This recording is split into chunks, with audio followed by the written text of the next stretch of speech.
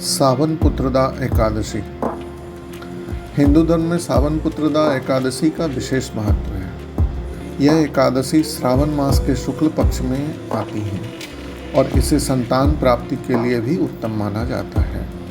इस दिन भगवान विष्णु की पूजा और व्रत करने से संतान सुख का आशीर्वाद मिलता है और इस पवित्र दिन की कथा इस प्रकार है। प्राचीन समय में महाजीत नाम का एक राजा था जो माहिष्मती नगरी का शासक था। राजा महिजीत अपनी प्रजा के प्रति बहुत ही दयालु और धार्मिक था, परंतु उसकी एक ही चिंता थी कि उसके पास कोई संतान नहीं थी। और संतान प्राप्ति के लिए राजा ने अनेक यज्ञ, दान, तपस्या आदि किए, परंतु संतान सुख नहीं मिला। राजा की इस चिंता को देखकर उसकी प्रजा और मंत्रीगण भी बहुत दुखी हो गए। एक दिन राजा ने अपने प्रजा और मंत्रियों से संतानहीनता का कारण और उपाय जानने की इच्छा व्यक्त की। सभी ने मिलकर ऋषि लोमेश के आश्रम में जाने का निर्णय किया।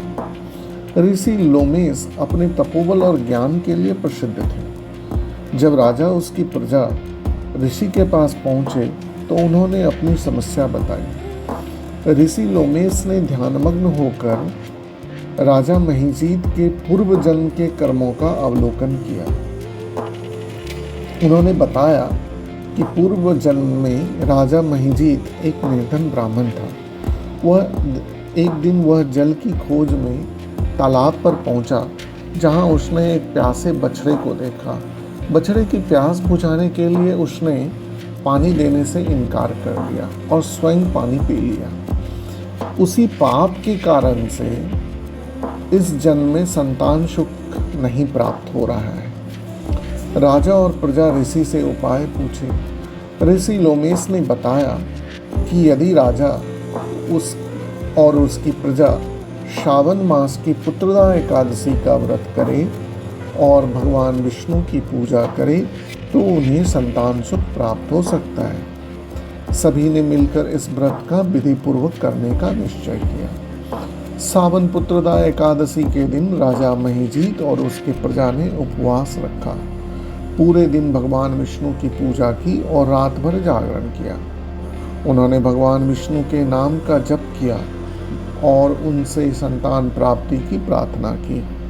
उनकी भक्ति और व्रत से प्रसन्न होकर भगवान विष्णु प्रकट हुए और राजा महिजीत को संतान सुख का आशीर्वाद दिया। कुछ समय बाद राजा महिजीत के घर एक पुत्र का जन्म हुआ, जिससे राजा और उसकी प्रजा में खुशी का माहौल छा गया। सभी ने मिलकर भगवान विष्णु की महिमा का गुणगान किया और धन्यवाद दिया। इस प्रकार श्रावण पुत्रदा एकादशी का व्रत कथा सुनने और सुनाने से न केवल संतान प्राप्ति का आशीर्वाद मिलता है, बल्कि जीवन में सुख, समृद्धि और शांति भी आती है।